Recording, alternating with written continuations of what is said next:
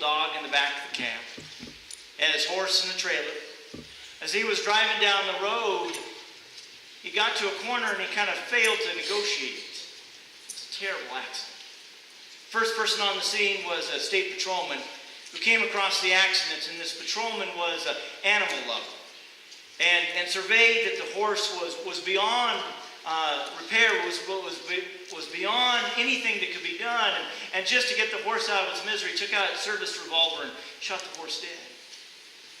Then as he was surveying the accident, came across the dog, and the dog was just whining in pain and just feeling so heart-struck about what was going on with the dog, decided to end the dog's misery.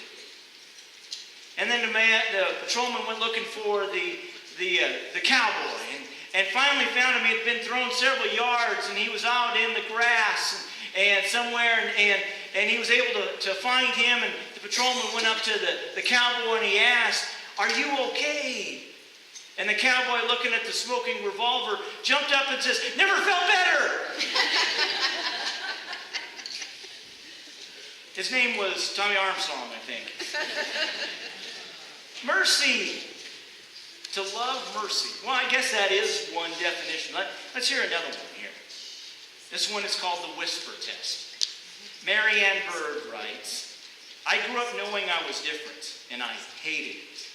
I was born with a cleft palate, and when I started school, my classmates made it clear to me how I looked to others. A little girl with a misshapen lip, crooked nose, lopsided teeth, and garbled speech. When schoolmates asked, 'What happened to your lip?'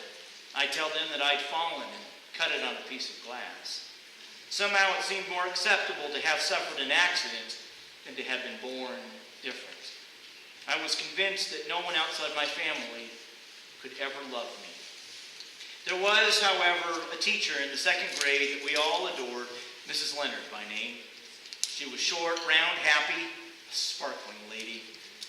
Annually, we had a hearing test. Mrs. Leonard gave the test to everyone in the class, and finally, it was my turn. I knew that past years, that as we stood against the door and covered one ear, the teaching sitting at her desk would whisper something, and we would have to repeat it back. Things like, "The sky is blue," or "Do you have new shoes?" I waited there for those words that God must have put into her mouth, those 7 words that changed my life forever. Mrs. Leonard said in her whisper, "I wish you were my little girl." Mercy. What does the Lord require of you, of us? This is a significant question. Fortunately, the Bible gives us an answer. In fact, it's a 3-part answer. Last week, we already addressed to do justice. Next week, we are going to walk humbly with our God. So today is to love mercy. Now, before we get to this answer for God, let's look at what we've already learned. Last week, we gained a glimpse into the very background of the prophet Micah. A lot of his book focuses on the law. Now, I'm not referring to our modern-day legal code. When I talk about the law, I'm talking about what is literally translated as the Torah, or the first 5 books of the Bible: Genesis, Exodus, Leviticus, Numbers, and Deuteronomy. And what you find in the law is that Israel is creating a new society. They are the chosen people of God. And Israel and the people need to stand out. They need to be different for God. That's why you have certain kind of unique passages. Like this one here from Leviticus 3:16 through 17. All the fat belongs to God. This is the fixed rule down through the generations. Wherever you happen to live, don't eat the fat. Don't eat the blood. None of it. So there it is. The Bible says, do not eat fat. Or Leviticus 10, verse 6. Moses then said to Aaron and his remaining sons, Eleazar and Ithamar, "No mourning rituals for you, unkept hair, torn clothes, or you will also die, and God will be angry with the whole congregation. So comb your hair." And this one here, Leviticus 12, 2 through 5. God, and I apologize for the smallness of the text, God spoke to Moses Tell the people of Israel, a woman who conceives and gives birth to a boy is ritually unclean for 7 days, the same as during her menstruation. On the 8th day, circumcise the boy. The mother must stay home another 33 days for purification from her bleeding. She may not touch anything consecrated or enter the sanctuary until the days of her purification are complete. If she gives birth to a girl, she is unclean for 14 days, the same as during a menstruation. She must stay home for 66 days for purification from her bleeding. So, Lindsay, has it been 33 days? Okay, I'm so sorry. We're going to have, don't touch anything in here. 33 days for a boy, 66 days for a girl. Now, this one is one of my favorites. In fact, go ahead and look at the tag on your clothes before I read this passage. This one comes from Leviticus 19:19. You shall keep my statutes. You shall not let your animals breed with a different kind. You shall not sow your field with 2 kinds of seed, nor shall you put on a garment made of 2 different materials.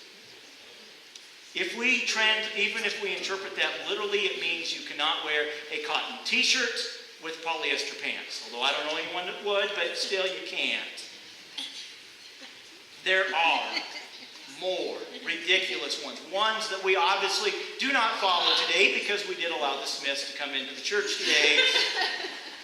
And it's not just in Leviticus that we find this. It is captured all throughout the Torah, the first 5 books of the Bible. So why? Why are there these laws? Well, it sets apart the people of Israel. You are different, God is saying. You are the chosen people. You do this because they don't do that. You don't do this because they don't do that. For instance, like take this one of my favorites, Leviticus 19:27. Don't cut the hair on the sides of your head or trim your beard. So anyone that cuts your hair or shave today, I'm sorry, don't do that. Last week, we learned that by the time the prophet Micah came around, the people forgot the why. The why of the law is that you are different from them, don't do what they are doing. But by the time of Micah, people forgot the why. And they focused on the letter of the law. And for this, God takes Israel to court and reminds the chosen people of what is required of you. So let us go ahead and read this together. What does the Lord require of you? To do justice, and to love mercy, and to walk humbly with your God. So what does mercy look like? It was 1944, and Bert Friesen was an infantryman on the front lines in Europe. American forces had advanced in the face of an intermittent shelling and small arms fire throughout the morning hours. But now, all was quiet. His patrol reached the edge of a wooded area with an open field before them. Unbeknownst to the Americans, a battery of Germans was ready and waiting on a hedgerow about 200 yards across the field. Bert was one of the 2 scouts who moved out into the clearing. Once he was halfway across the field, the remainder of his battalion followed. Suddenly, the Germans opened fire, and a machine gun ripped into both of Bert's legs. The American battalion withdrew into the woods for protection while a rapid exchange of fire continued. Bert lay helplessly in a small stream as shots volleyed overhead from side to side. There seemed to be no way out of this dilemma. To make matters worse, he now noticed that a German soldier was coming for him. Believing that he was going to die, he simply closed his eyes.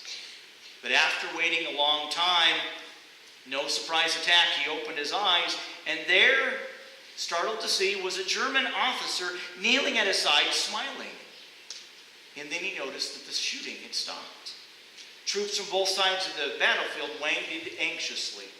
Without any verbal exchange, this mysterious German reached down to lift Bert in his strong arms and proceeded to carry him to the safety of his own comrades.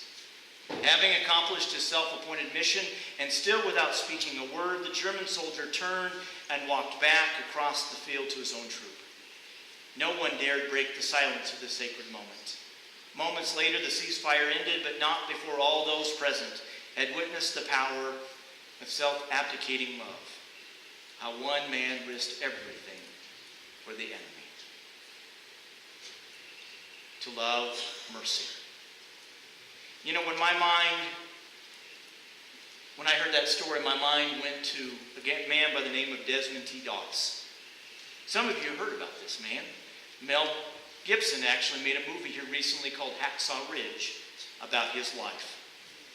I haven't seen the movie yet, but I am very familiar with his story. Doss was a conscientious objector. He would not use a gun to kill. But if you've seen the clips from the movie, you know that he is going to save lives. Now, I don't want to ruin the movie for you.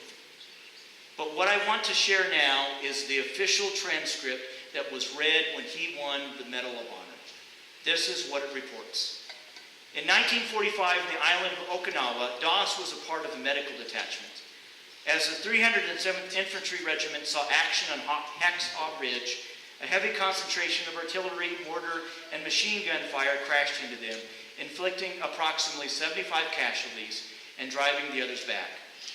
Private First Class Doss refused to seek cover and remained in the fire-swept area with the many stricken, carrying all 75 casualties one by one to the edge of the escarpment and there lowering them on the rope-supported litter down the face of a cliff to friendly hands. On May 2nd, he exposed himself to heavy rifle and mortar fire in rescuing a wounded man 200 yards forward of the lines on the same escarpment. And 2 days later, he treated 4 men who had been cut down while assaulting a strongly defended cave, advancing through a shower of grenades to within 8 yards of enemy forces in a cave's mouth, where he dressed his comrades' wounds before making 4 separate trips under fire to evacuate them to safety. On May 5th, he hesitantly braved enemy shelling and small arms fire to assist an artillery officer. He applied bandages, moved his patient to a spot that offered protection from small arms fire, and while artillery and mortar shells fell close by, painstakingly administered plasma. Later that day, when an American was severely wounded by fire from a cave, Private First Class Doss crawled to him where he had fallen 25 feet from the enemy position, rendered aid, carried him 100 yards to safety while continuously exposed to enemy fire. On May 21st, in a night attack in high ground near Cherie, he remained in exposed territory while the rest of his company took cover, fearlessly risking the chance that he would be mistaken for an infiltrating Japanese and giving aid to the injured until he was himself seriously wounded in the legs by the explosion of a grenade. Rather than call another aid man from cover, he cared for his own injuries and waited 5 hours before litter bearers reached him and started carrying him over to cover.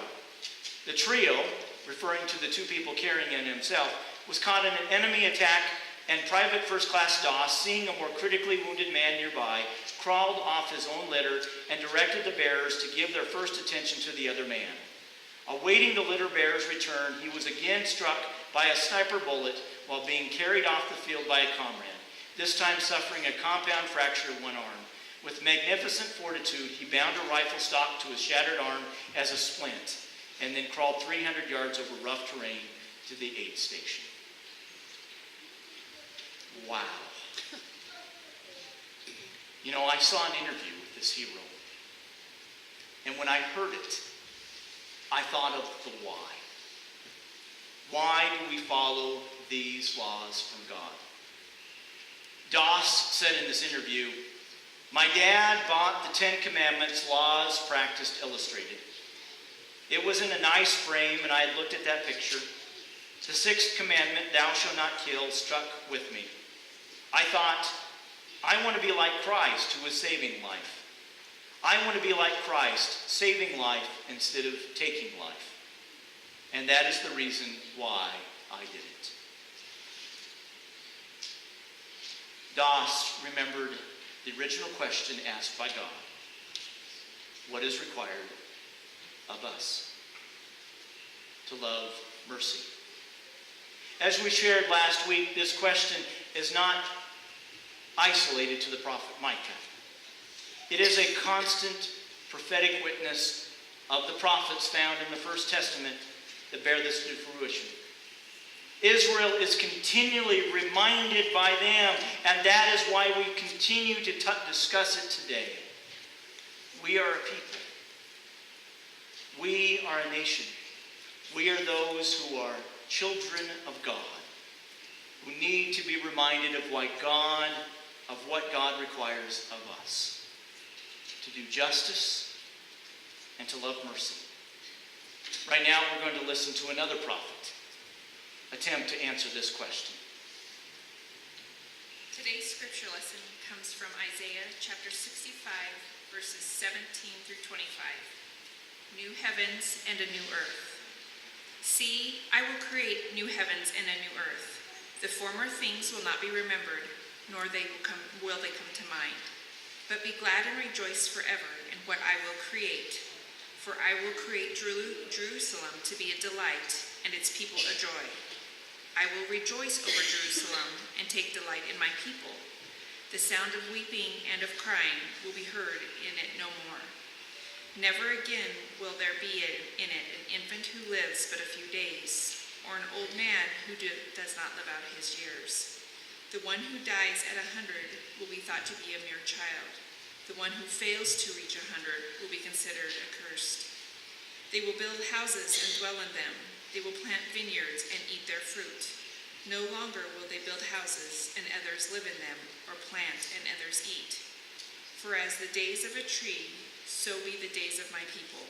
My chosen ones will long enjoy the work of their hands. They will not labor in vain, nor will their children doomed to misfortune. For they will be people blessed by the Lord, and they and their descendants with them. Before they call, I will answer. While they are still speaking, I will hear. The wolf and the lamb will feed together, and the lion will eat straw like the ox, and dust will be the serpent's food. They will neither harm nor destroy on all of my holy mountain. This says the Lord. Thank you, Jamie. When the people of Israel live this question, incredible things happen. Hope exists. The promise of an abiding future is on the horizon. Tomorrow isn't so scary. Many years ago, a colleague of Lauren and Shirley's, a man who was actually Lauren's district superintendent. And I tell this because I know that Lauren, even though they're in Arizona, is watching our sermons online. A man by the name of Warren Swartz worked with me. You see, when you go in the ministry, you were assigned a supervising pastor. And so I had the opportunity of having Warren Swartz as my supervising pastor, who was Lauren's district superintendent. Warren he was a crazy guy. He loved to make me laugh and just had a knack for telling stories that really stuck with me. And there was one that I want to share, and I think this personally happened to Warren because he told it with such feeling. He told this story that, he says, Seth, when you're preaching and the windows of the church are open and a fire truck stops right next to the church, and even though the firefighters are going into the building across from the street, he said, Seth, and he turned to me and he says, Seth, at least, by golly, stop your sermon and acknowledge the fire truck. We had an election this week. We cannot hear and read from this passage, Isaiah, without our minds going to the events of this week. We cannot hear and read this passage without thinking of where our nation is going to be headed. Wherever you fall on the political spectrum, however you voted this week was full of unbelievable emotion. Good, bad, angst, anxiety, hope, fear, anger, despair, relief, rejection. You see, when I hear and read this passage, it is the fire truck screaming hope. Hope in a new administration. Hope in a new administration 4 years from now.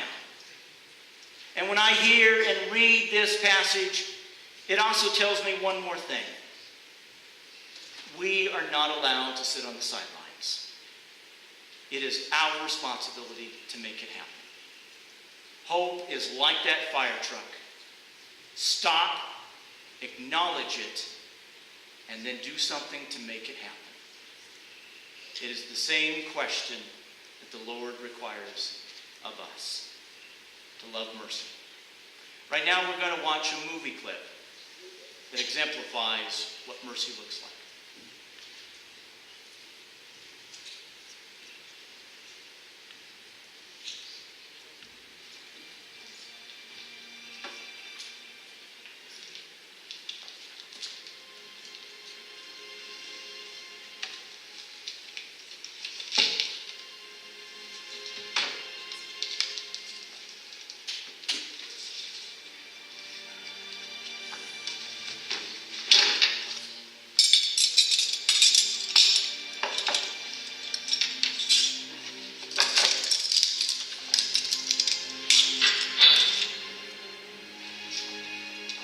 Is anybody there?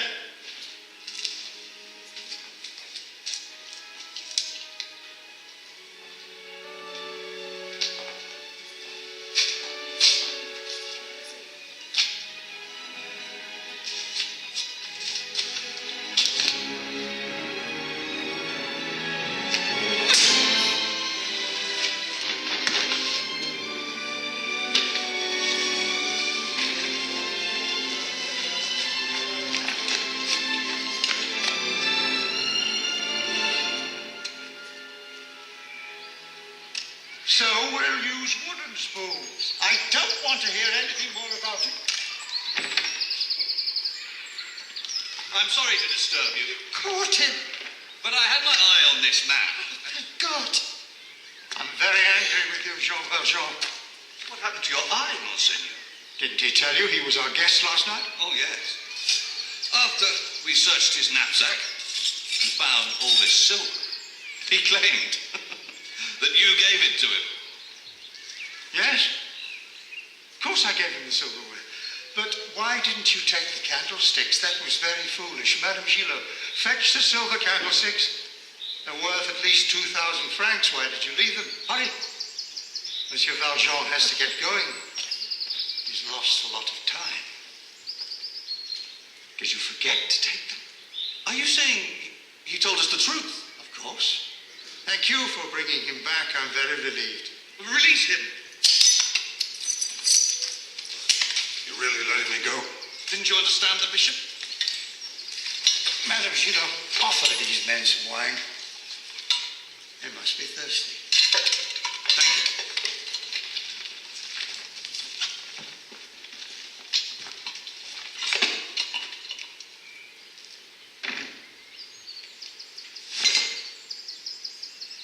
And don't forget. Don't ever forget. You've promised to become a new man. Promise? Why are you doing this? Jean Valjean, my brother, you no longer belong to evil. With this silver, I bought your soul. I've ransomed you from fear and hatred. And now I give you back to God.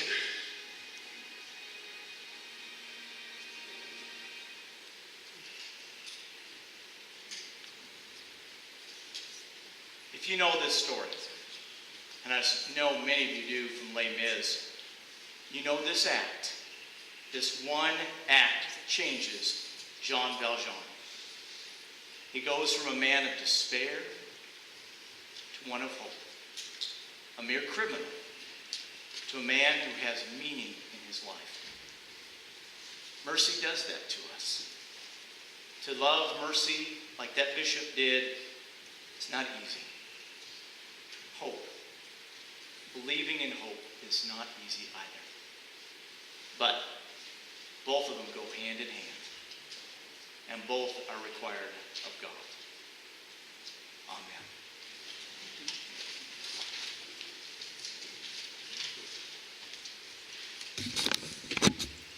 We now ask our ushers to wait upon us as we give back to God.